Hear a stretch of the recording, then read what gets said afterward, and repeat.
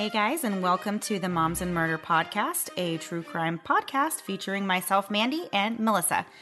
And she is going to talk eventually, but she is actually sick this week, and you're going to get to hear my voice a lot because she can barely talk. Listen to me, guys. Don't I sound great? It was me last week, her this week.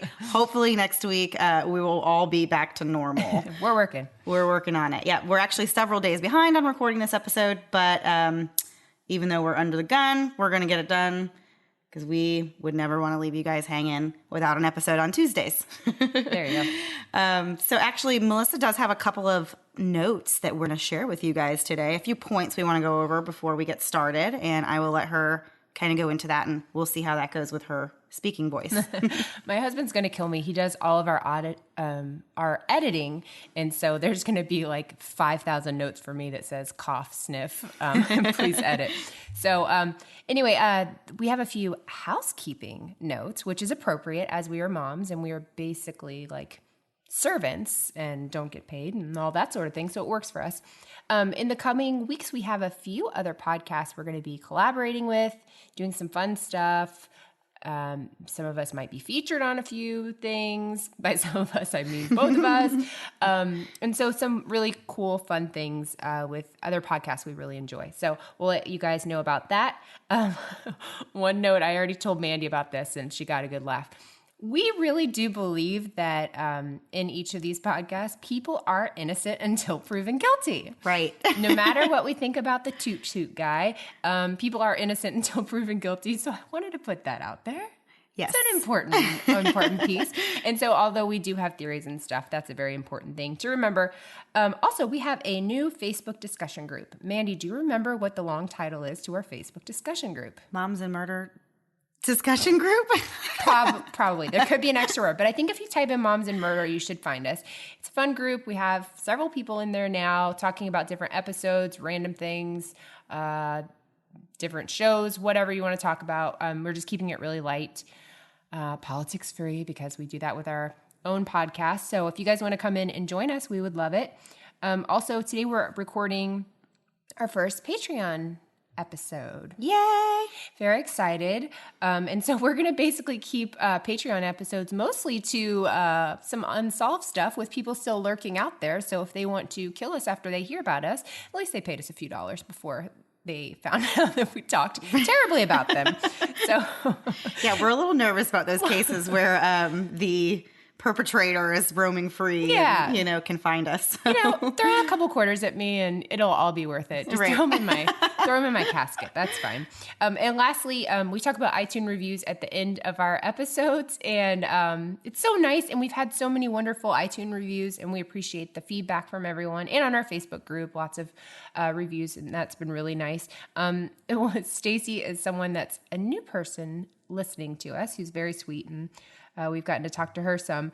She talked about iTunes guilt, and I guess she did not have an iProduct, and it wasn't able to leave iTunes reviews, and she said every time she kind of heard these people talking about wanting iTunes reviews, she always felt so guilty. So don't feel guilty. Don't feel bad. If you can't leave us an iTunes review, no big deal. Share us with your friends. Tell your neighbor.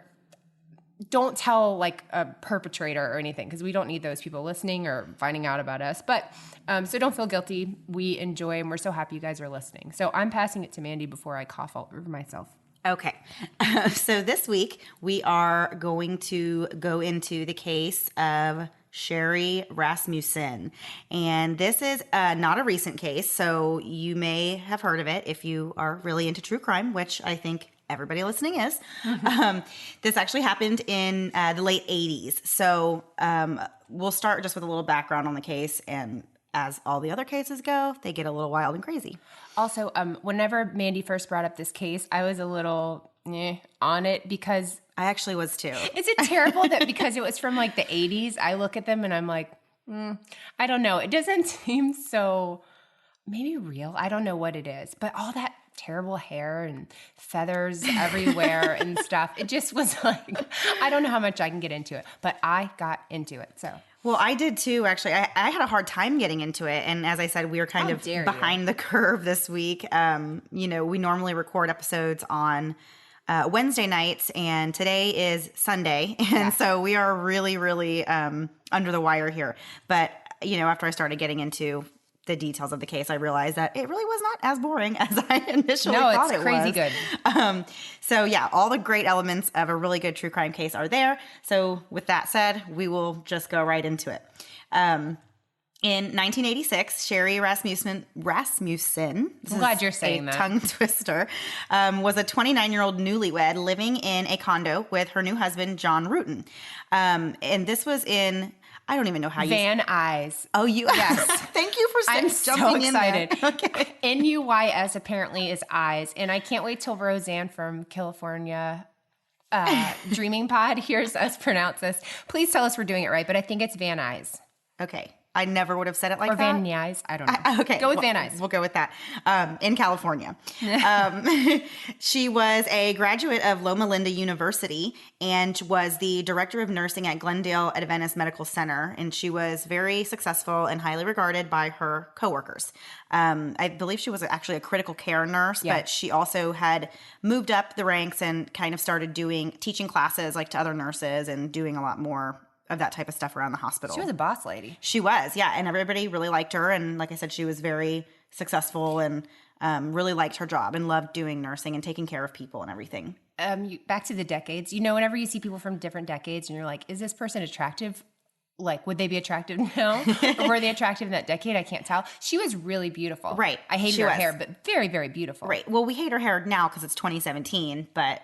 That was the hair back then, though. That was like what you had. I'd like to think I would have hated it then, too, but I would have really just been jealous. I know.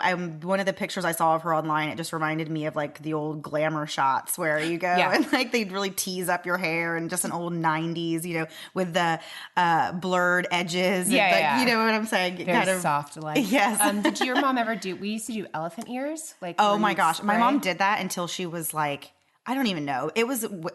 No, did she do it to you, though? Oh, no. I remember panicking on my way somewhere with my mom and screaming, give me elephant ears, give me elephant ears. So if you're begging your parent to give you an animal-type haircut, back away. And parents, don't do that to your child. Yeah, let's just stick to the basic hairstyles. Yeah. So her husband, John, was a mechanical engineering major and had recently started a new job with an engineering company. Those who were close to the couple and knew them well said that they were really great together. They were crazy about each other. They had a great marriage and great relationship. And John was very good looking. He was extremely good looking. I know. It really just makes everything so much better when the subjects of our cases are attractive. Or very busted. Like there's a nice little difference there. But no, he's one of those, you see him and you're like he's like Benjamin Button or something. Every decade I saw him in, I was like, wow, how is this? Are you John Hamm? I don't understand how he still was so attractive, but he was a very handsome man. All right. We need to calm down over here. Sorry.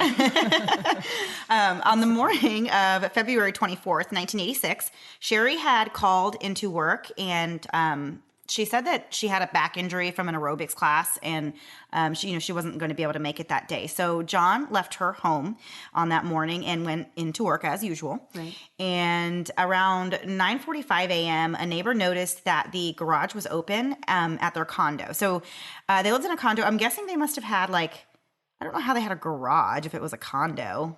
Like they had a personal garage? Well, don't they sometimes have like the condos upstairs and then you can park downstairs? I don't know what the fancy people of California do. Yeah. Okay, we don't have things like that here. Florida, we got nothing.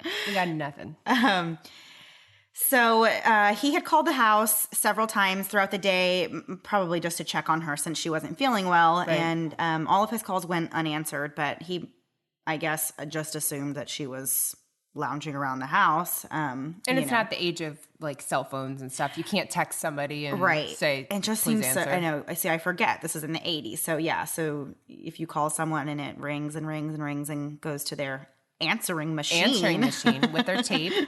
Yeah. So nothing like it is today where you can just send an instant quick, message and get a reply. Gotta be harder to get away with murder now. That's what I think. Yeah, that's for sure. So Sherri's sister said also that day that she called the residence and did not get an answer. Then around noon, two men who were believed to be groundskeepers or gardeners on the premises gave the neighbors a purse that they said that they had found. Well, that purse was later determined to be Sherri's purse.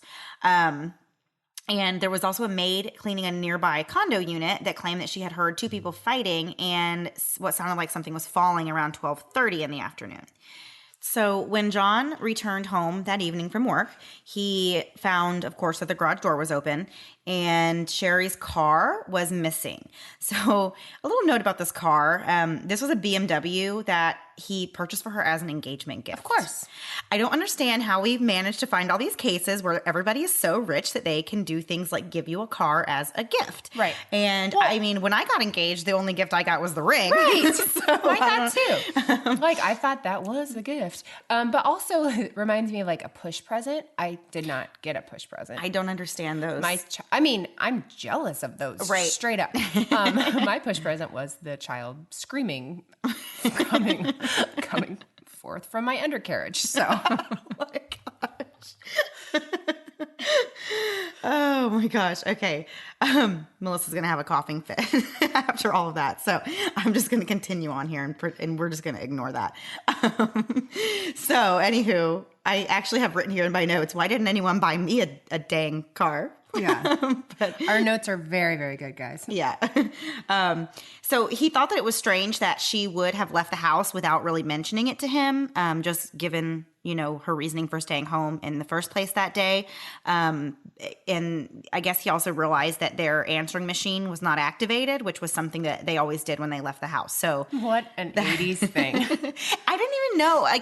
I don't know. This whole case, guys, happened before I was even born. Oh, man, don't tell people that. I was definitely born, but you don't need to know how old I was. So I was.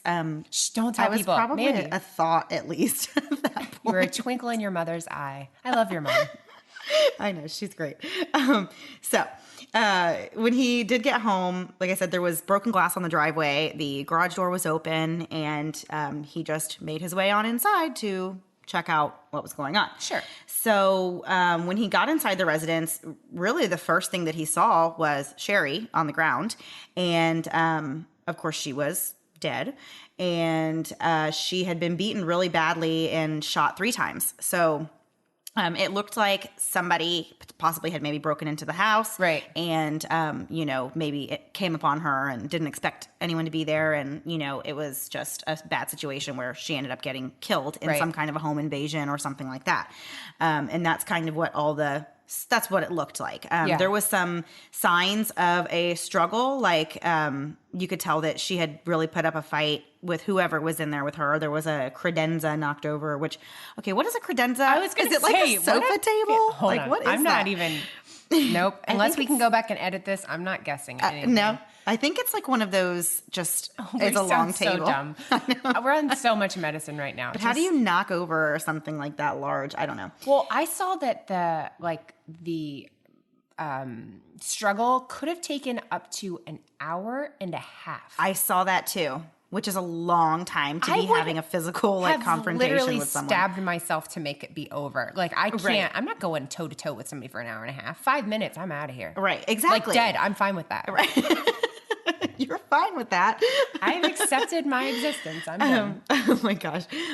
So there was also a bloody handprint next to the alarm system's panic button. So it was obvious that she was trying to call for help, which is just really heartbreaking. When I saw that, I was like, oh, that's awful. And then there was also a porcelain vase that looked like it had been broken over her head before the shooting. So this was a really severe scuffle that was going on between Sherri and her killer. And, it just was a bad scene from everything that I gathered. She had bruises and things on her body, and they said that they most likely came from the muzzle of the gun. And so this poor woman was just, really beat up. But then the other thing that they noticed, which was kind of strange, was that she had a bite mark on her arm. And, what's kind of strange about that is that typically, what I had read from the investigators had said about this was that typically when somebody is bitten, it's usually done by a woman, okay? Because men are not that petty, I guess. Why would you bite someone? Well, all I can think is if there's a struggle and maybe they've got the upper hand on you and you bite them to, that's like a jerk reaction or whatever. Maybe being a woman, I thought that made a lot of sense. Right. Bite her. So she did have a bite mark on her arm. And like you just said, and it probably was just that, like a defensive kind of. I don't think it's like you bite. pulled my hair, I'm going to bite you now. I think it was in the heat of the moment. What else can I do? But like clearly this person had a gun. So like I don't understand how we got from, I don't know. They could have never wanted it to have come How to did we go from biting to shooting is what I get confused. It's a natural progression. Right. So the detectives on the scene swabbed that area and placed it into evidence for DNA. And they did not have the technology to test DNA like that, like we do now. So, which I always think is so cool when I hear of that, because I'm like, Same. How did they know to say that? Like they knew that if one day? Yeah. They knew about the future? Yeah. Like I don't wonder. I mean, I guess, I don't know. I feel the same way. They're like, and then we tested this from 400 years ago. I'm like, whoa, wait. Right. How did you know to save that? Right. And so it makes me wonder, like, what kind of things they're saving today that we will use later. Yeah. Well, thank Deep goodness thoughts. we're not a part of this, because we would throw everything away. Yeah, seriously. I get tired of clutter. I don't keep anything. Yeah. There's no way I'm keeping a little tube of anything. I know. Thanks for this picture, kids. Looks like the last one you gave me. It's going in the trash. So, anywho, so they kept the DNA under lock and key for years and years and years. Okay. So, like I said before, the detectives very quickly determined that this was a burglary gone bad. And they kind of began to base the entire investigation off of that. And they had said that Sherri was found wearing like night clothes, like a robe and a nightgown and slippers and whatever. She was not, didn't look like she was going to be having company or be going anywhere. Right. So the neighbor had heard the fighting sounds and kind of wrote it off and thought maybe it was just like a domestic thing, or what, maybe she was arguing with her husband or whatever. Didn't really want to get involved. I guess maybe it didn't sound, she said it didn't sound that severe. Where didn't sound like it was going on for an hour and a half. Where the police needed to be called. And then she also said she did not hear gunshots or anything. So, but then I did read that apparently Sherri was actually shot through a like a quilt, like that. So muffled the sound. Exactly. So that, so she didn't, which is just kind of crazy because that doesn't really go along the lines of burglary either. So you would think that they would have had some kind of tip, that a burglar is not going to go get a quilt and, go through all the trouble to do that. You know what I mean? If that's just there, and nor are they going to stay there for an hour and a half. That's just stupid for them. That would not be. One thing I read that they did find at the bottom of the stairs maybe was like a VCR, something else. VCR maybe, I don't even know, tape player, something else. Kind of where it was like maybe they were in the process of taking stuff out, then they run into her and decide this was a bad idea. Almost setting it up, if you were staging a scene, things that you would look for. So when they see that, they think, oh, well, yeah, clearly this person was trying to take this out and they got stopped. Right.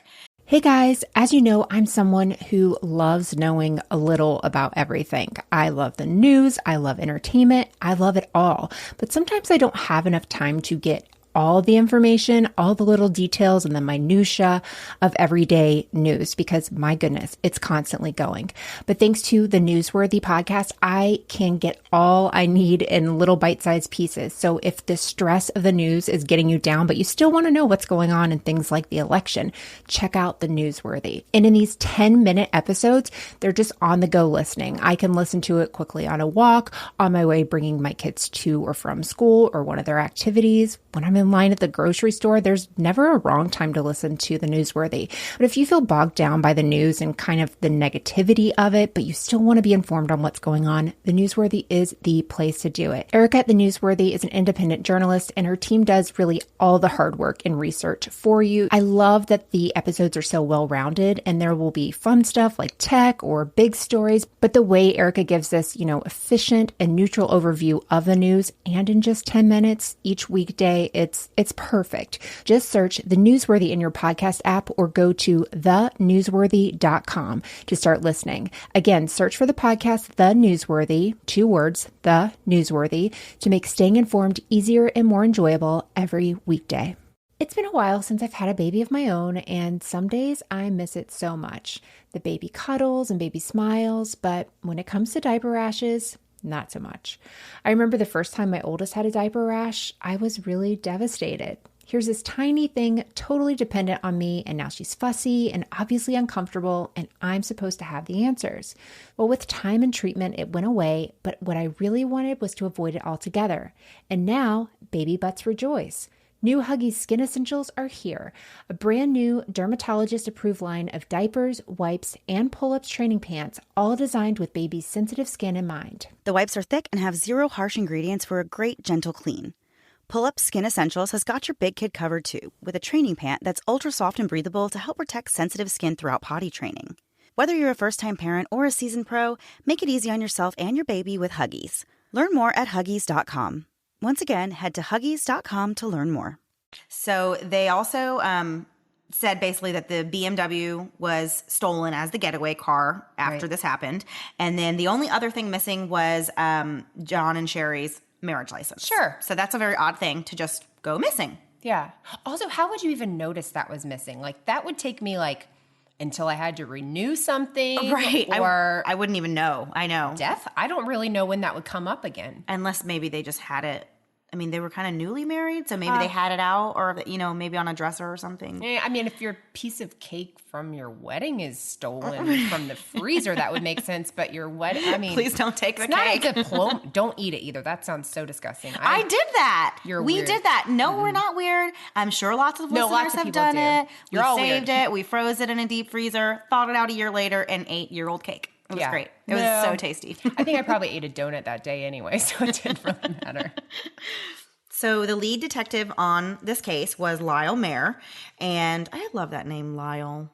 If I ever have another child, I might name him Lyle. I will not have another child, and so that name is not on my radar. Congratulations, though. Yeah, for my future potential So help son, me. Lyle. Actually, I have 2 boys already, so if I ever had a 3rd boy, I would just send me to. Just commit me right away. It won't even be a question. They'll just do it. Seriously. You'll have a baby and they'll just send you. So Lyle Mayer briefly looked into other possibilities for how Sherri's death could have occurred. And he quickly ruled out the grieving husband, John. Yeah. And John, by the way, just got out of Dodge right after this happened. Yeah. He moved and quit his job and everything and moved away, which very understandable. I don't think I would want to stay. True, but I felt like they did not spend very much time on, like, I've heard of people's alibis being I'm at work and still they're in prison for 30 years. So I don't really understand how they're like, oh, this guy.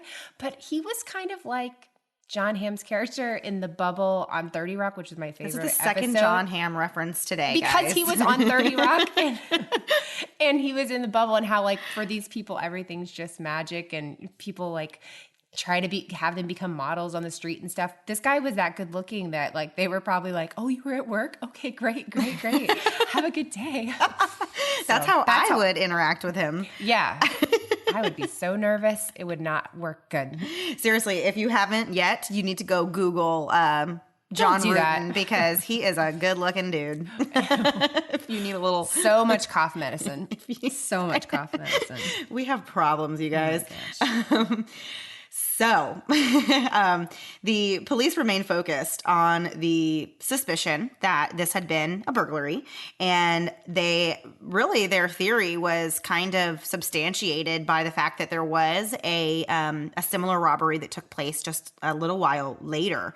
And it kind of had the same sort of look as what happened at Sherri's place. So they were like, okay, that's for sure. Yeah. She got robbed and, like they killed her. And now Yeah. we're looking for these 2 suspects. Right. So they had like, what do they call them?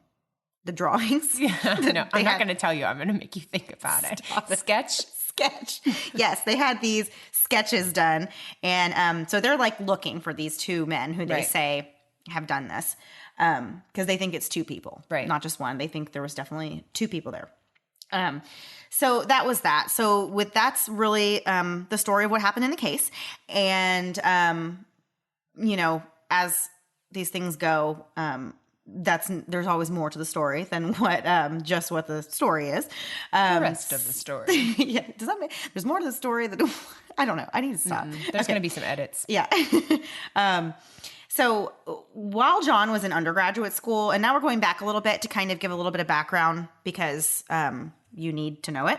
So when John was in undergrad school at the University of California at Los Angeles, he casually dated a woman named Stephanie Lazarus. Oh, Stephanie. Stephanie Lazarus. She also attended the college and was a political science major. And she and John were both pretty good athletes. She played on the basketball team. I don't know what he played, but he probably was anything also and everything. Yeah, probably. He was like the star player. He probably sucked, and they still made him captain. That's how good looking he was. It's probably. But they had just what he said. Their relationship was nothing more than, and this is a quote, necking and fooling around. So the only word I hate more than petting is necking. Oh, it bums me out so much. I know. So, but she kind of was a little bit obsessed with him. What fatal attraction, Mandy? A little bit, just a little teeny tiny bit. She would do things like when he was showering, she would go like steal his clothes, and when he was sleeping, she would take naked photographs of him while he's asleep. Okay, I have so many problems with this. Hold up. So this was in 1986. She had to go somewhere to get these developed. True or false? I would say true. True, right? So how did you get this done? I know. I mean, I guess I'm always thinking logistics on these things. Well, okay. So back when I was even in like high school, we would get the little like $7 disposable cameras. Yeah. So we would do that, and then it's always fun to drop them off and see, how your pictures turned out. So I'm assuming it was something like that. But I bet those people who develop pictures have seen it all. But I thought they're supposed to like call the authorities. Yeah, if it's like a kid. Oh. So this is... and plus he's a really good looking guy. Yeah. Maybe they enjoyed. Who knows? They might have. Well, yeah, I'm not going to get into my story. Go ahead. Continue. Are you sure? Yeah, I'm for sure. It has nothing to do with me, though. Okay. So she would do all these weird things that are not really typical things that someone would do. Of humans. Right. Yeah, of humans. That someone would do, period. Yeah. That's it. So even though, like I said, they were in this type of kind of sexual relationship, a necking and fooling around relationship, they weren't serious. At least according to John, he said they weren't serious. He apparently liked the arrangement they had going on. So that's that. So they actually continued to have that type of relationship even after graduation. And John went on to work for a company called Micropolis, and Stephanie completed the police academy and became a uniformed LAPD police officer in 1983. So they kind of went their separate ways, but they would continue getting together, apparently, which is just... in the Marvin Gaye sense. Right. And I don't really understand that type of relationship where you just meet up, and I don't understand a lot of types of relationships because I met my husband when I was 17. So I'm not very, well versed in how different types of relationships go down. I watch TV, so I do think this happens, but yeah.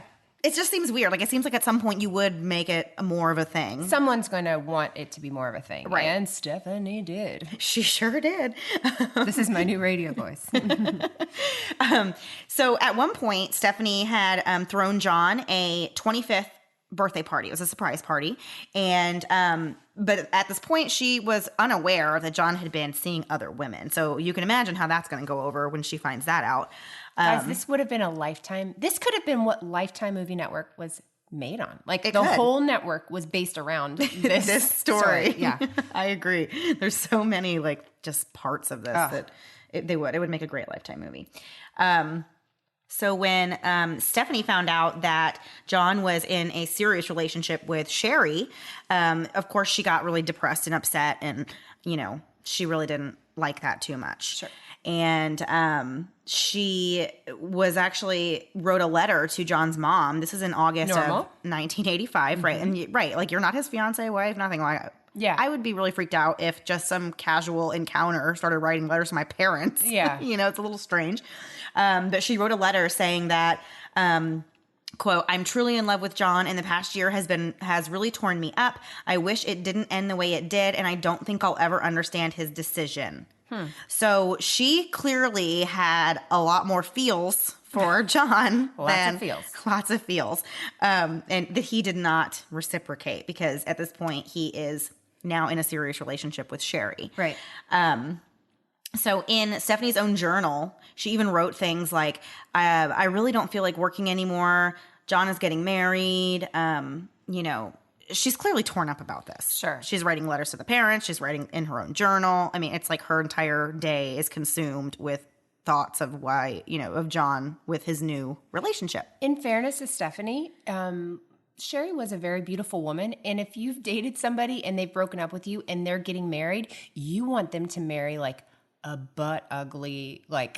Well, we know John wasn't going to, swamp because... person. Yeah, but you don't want the person they marry to be like really beautiful. You want it to be like, oh, they screwed up and they are no longer with me. But no, this was not a butt ugly swamp woman. Sherri was really beautiful. And so I kind of I got a little bit of her rage there. I'd be a little upset as well. Yeah, I mean, I can understand.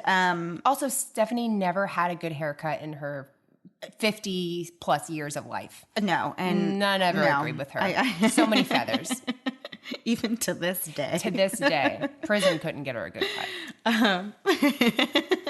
So she apparently had gone to meet John at his condo after all of this has come out. So this is after she's gone crazy and writes in her journal and all this stuff. Right. And so then she calls John, I guess, and I don't know, says what. I guess she just says, "Hey, John, I want to come over." Yeah. Because I'm missing the necking. I hate it so much. So that's exactly what they did. They had sex with each other. And this is like I said, this is during his very, air quotes here, serious relationship with Sherri. Yeah. And here comes homegirl from down, and she wants to get it on. So they did. And they did that. And the reason was so she could have closure, because that makes total sense. Yep. When you're trying to get someone out of your life, sleeping with them is definitely the way to do it. Leave me alone. Let's try this again. Right.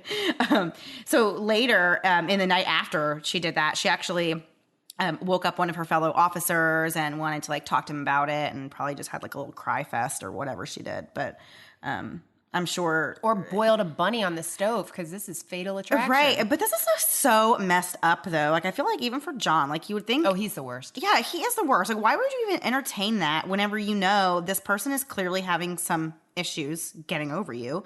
And if you really wanted her, to go away, you would have just said, go away. You cannot come to my house.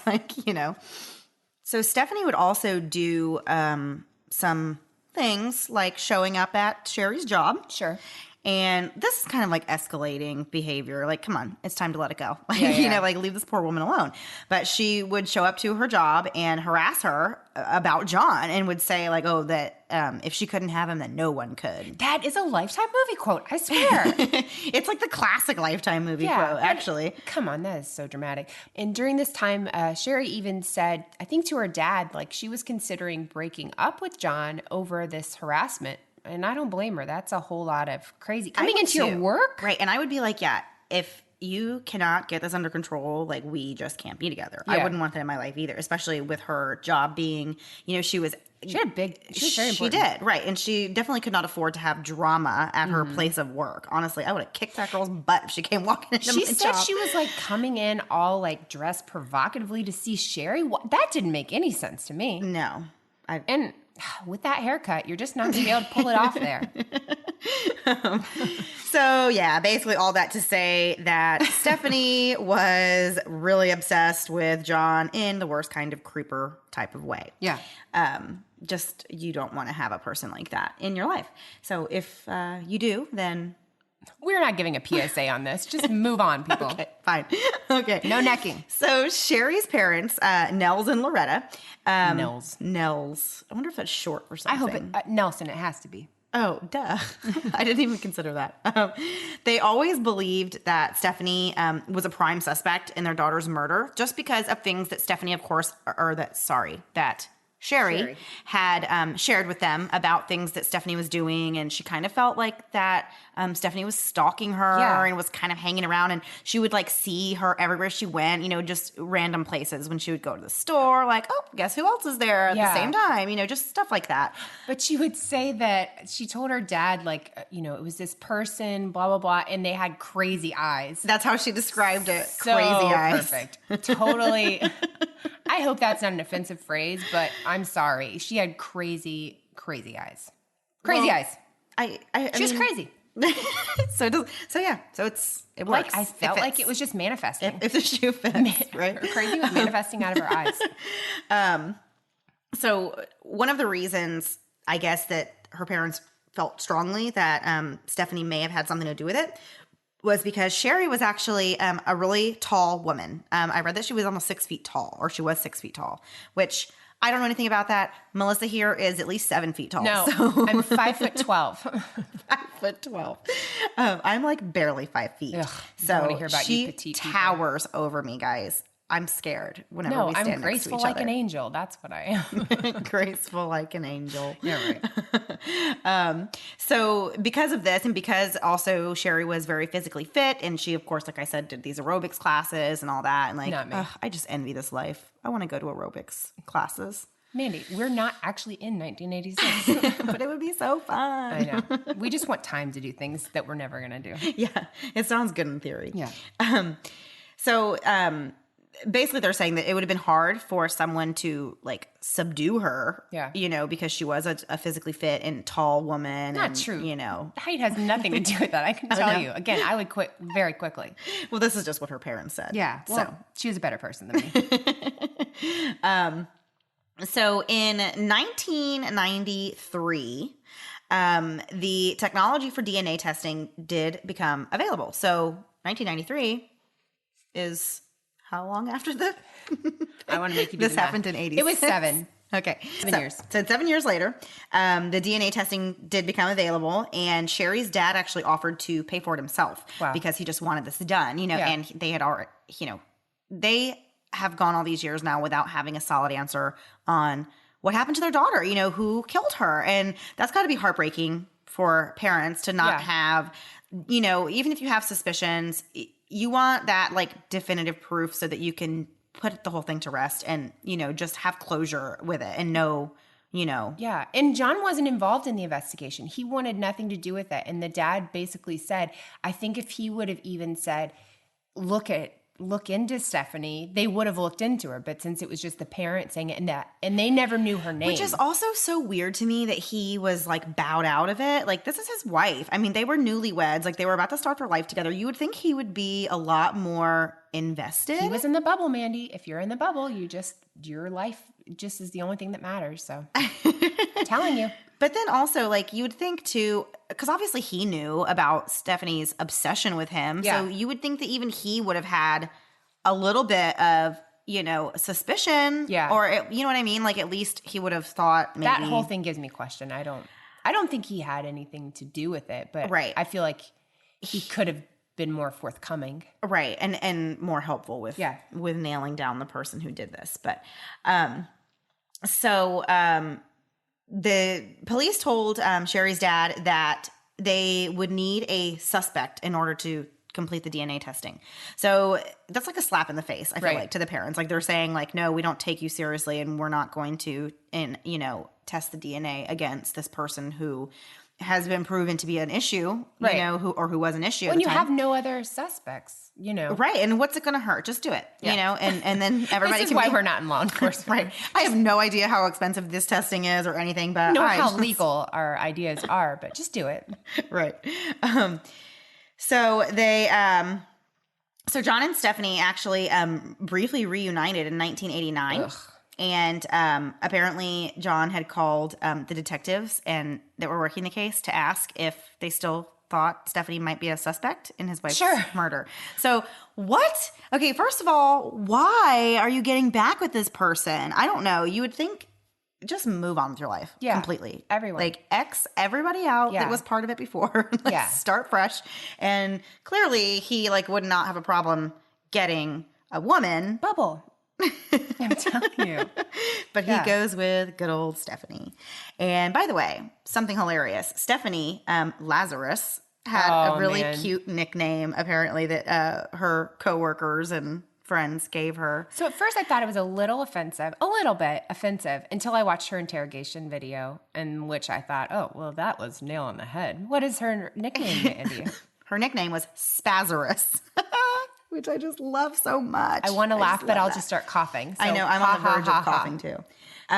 So in the meantime, Stephanie continued her career with the police and went on to start her own investigation firm. So she became, which is just so weird to me. Honestly, it just makes me like sick to even think that she was.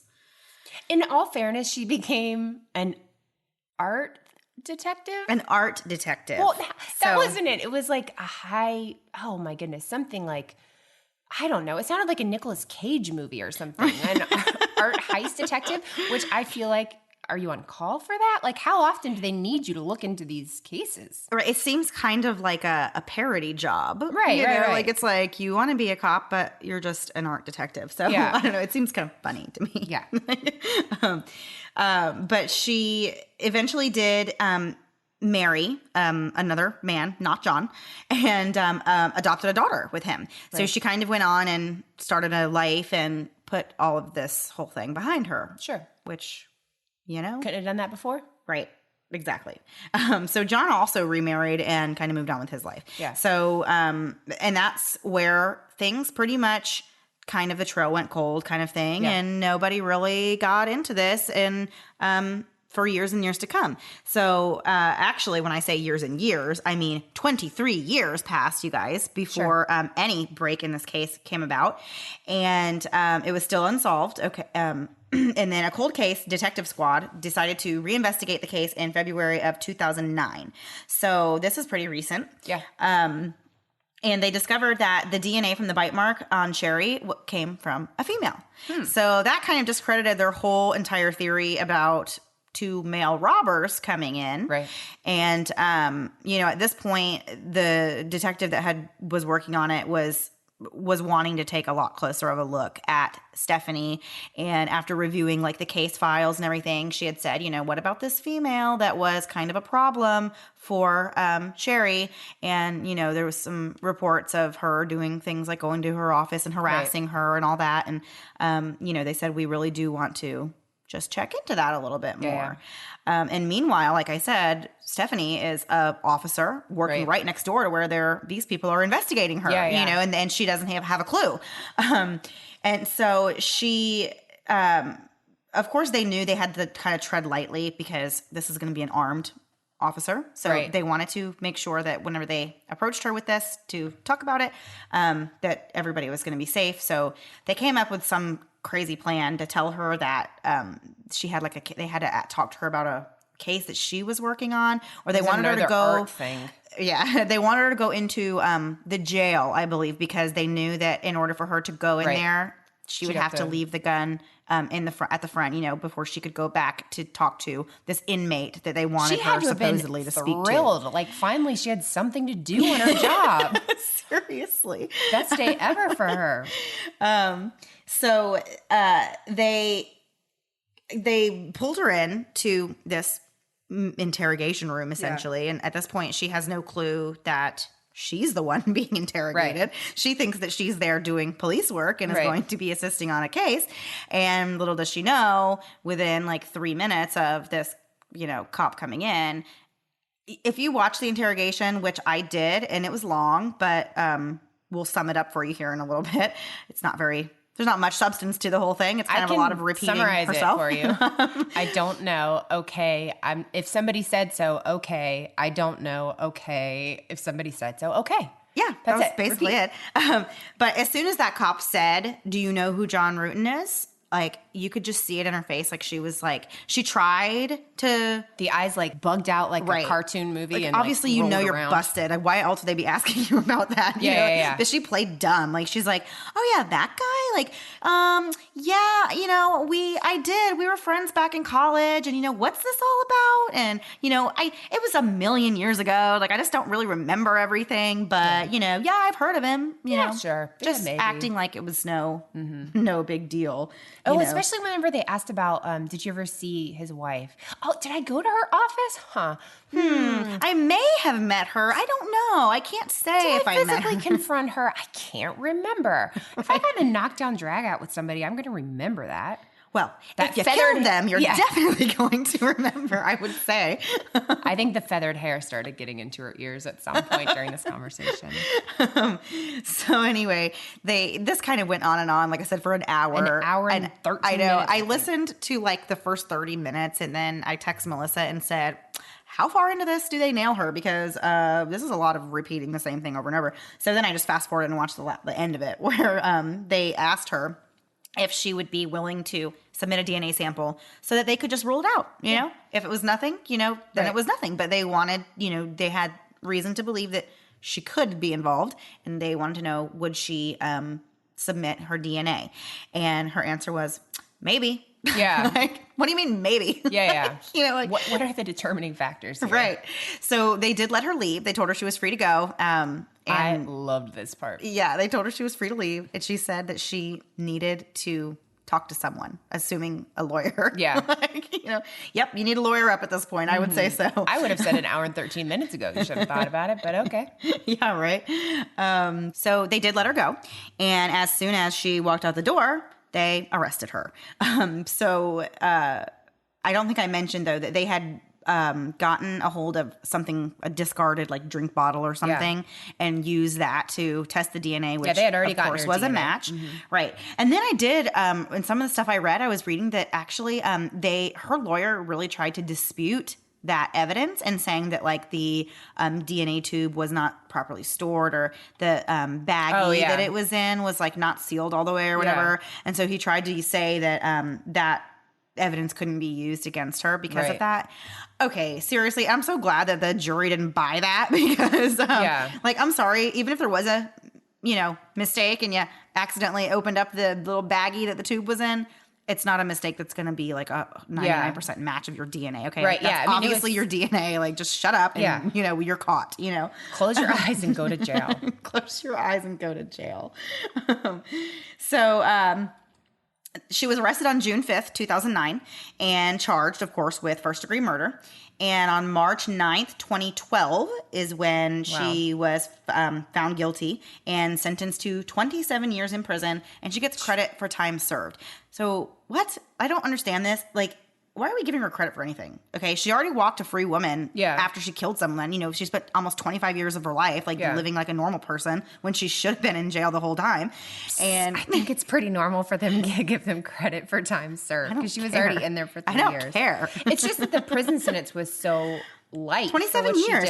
And yeah, exactly. She murdered someone, and I don't know. And an hour and a half murder. I mean, that's a you would think that, terrible way. Right. But you would think the judge and the whole system would be even more pissed off at her, because she was a cop. Okay. Yeah. And this whole time she's been an officer. Art detective.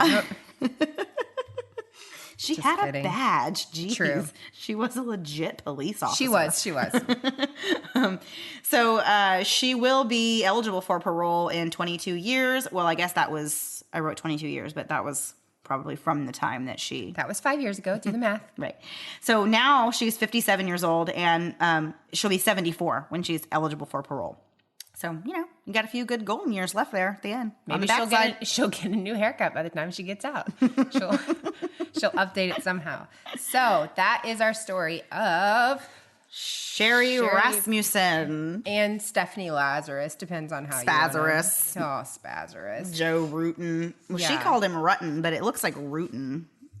I don't know. She probably knows better than us. She's got the nudie pics to tell. thank you for listening to that. We have a couple I'm Invincible wins, and then we've got some good promos for you guys. So our first I'm Invincible win comes from Amber on the Twitter. I'm Invincible win. I make sure there's a heavy but liftable weight close by at the gym so I can knock someone out when they come after me. I love that, but does not apply to me because I am not at the gym. Mandy? No. I'm shaking my head because even just the thought of having to physically lift a heavy weight in order to, like, just kill me. I know. Well, I've actually, my husband's always said like, good thing to use to like whack somebody over the head with would be like a cast iron skillet. Well, I'm sorry. Do you have any cast iron skillets? I do. I have several, and I can barely even lift the biggest one with one arm. Like I have to seriously I do too. use I didn't know you'd even try one. So that wouldn't work out for me. But I can see how that would make somebody feel safer. Yeah. And my last gym experience was when I was maybe 21, 22. And it was back during that time in life where you like have just money you're apparently trying to burn, like you're buying Neutrogena, I'm not Neutrogena. What was it? Proactive that just like, keeps coming to you every month. You're like, hey, I'm already over this, but you don't even cancel it because what is life? It doesn't matter. Right. Like you're doing fine. And then, so the last time I went to the gym, I hadn't been to the gym in 2 or 3 months, and I go show up with like my whole gym outfit, and there's a sign on the door that says we've moved, and the date was 2 months before. And so I turned around and went home and was like, well, this is just not for me. So good for you, Amber. Lift some weight for us. We'll eat some donuts for you. And the next one is from Jordan on Instagram. And Jordan is with the Minds of Madness podcast, which is a really great podcast. Lots of fun. Enjoy listening to them. And they have a really cool Facebook group, discussion group as well, if you want to check out. So her I'm Invincible win is, I'm Invincible win. I get home late and all the lights inside are already on as long as I'm the one that left them there. There you go. Yeah, that's true. There's a big difference coming home at night and there's lights on in your house and you don't see shadows. Then you're like, oh, okay, everything's fine. Right. You walk in and say like, don't kill me, and nobody will kill you then. So right. Although I do the same thing though. Like, if I come home and there's a light on that I don't know if I left on, like, I don't have the memory for that. I don't either, really. But then, I always like to think that I'm responsible enough to shut all the lights off before I leave, but realistically, I'm not. So no, I do leave lights on. If I know I'm going to be home late, I leave them on inside, and we always leave our porch light on. So if somebody comes I just try to get inside before dark. You just that's true. It's not like I'm out late ever. And so that's a great one. Thank you, Jordan.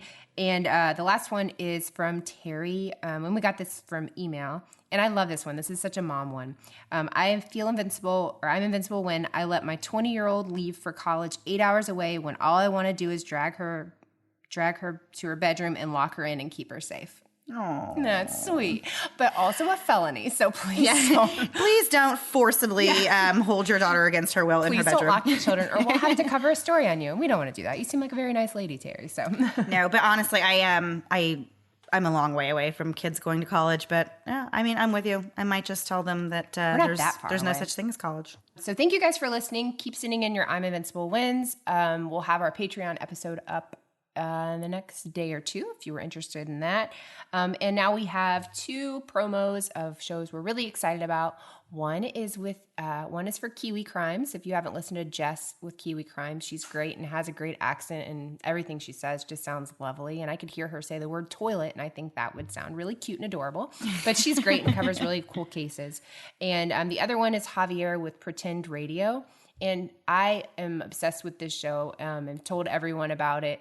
But he does a lot of episodes. We'll let him explain it to you, but lots of episodes of people pretending to be different people in life. And also his wife is apparently a fan of our show. Oh. He said our show is like crack for moms. So what? That's right. Yeah. Mandy just did the oddest dance, and I'm so glad nobody had to sit through that. This is why we don't do a YouTube channel. Yeah, never. So thank you, Javier's lovely wife. And thank you guys for listening. And we'll be back next week unless the hurricane comes and takes us away. Yeah, guys, we just will the hurricane away for us because we are a little worried that Hurricane Irma might spoil our plans And then poor hurricane, people are still recovering from Hurricane Harvey. So I was invited to an event that said everyone point your fans towards Hurricane Irma. And as dumb as that sounds, like I want to try it. Part of me wants to try. I want to do something. So hope you have a great week, and we will talk to you guys next week. Bye.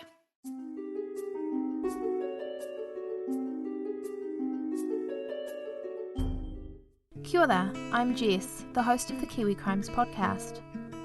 Each week, I'll share a missing persons or murder case from New Zealand. I discuss cases that are well known, as well as cases that you might not have heard of. Some cases will be recent and ongoing, others will be cold. A new episode or minisode releases every Wednesday. You can find Kiwi Crimes anywhere you get your podcasts. I hope you'll join me as I explore the crimes that rock New Zealand. Ka kite anō. Hello, moms and murder fans. I'd like to introduce you to a documentary-style podcast about real people pretending to be someone else. It's called Pretend Radio. It's about con artists, false prophets, and real people who are living a lie, like this man, who worked as an FBI undercover agent for 27 years. So what I had to do was a cold approach, which is in undercover cases is the most difficult. So Mahmoud looks at me, but he's still glaring, and he barks some orders in Arabic. So I'm thinking to myself, did Mahmoud just tell him, get the Uzis and pull the van up by the back door? And we learn how one man went from being a small-time street thug to running a multi-million-dollar medical scam. He goes, the doctor went to jail, right? And I was like, the doctor went to jail? I was like, no, I didn't know that. Why would he go to jail? He said, yeah, man. I called my lawyer and I tell him, hey, man, look, I think I got a little problem. He says, what happened? I said, I talked to this guy. He said, the doctor went to jail. I'm pretty sure that if the doctor went to jail, they're going to probably be looking for me as well. If you like what you heard, subscribe now to Pretend Radio. And follow us on Twitter, pretend_radio. Remember, fake it till you make it.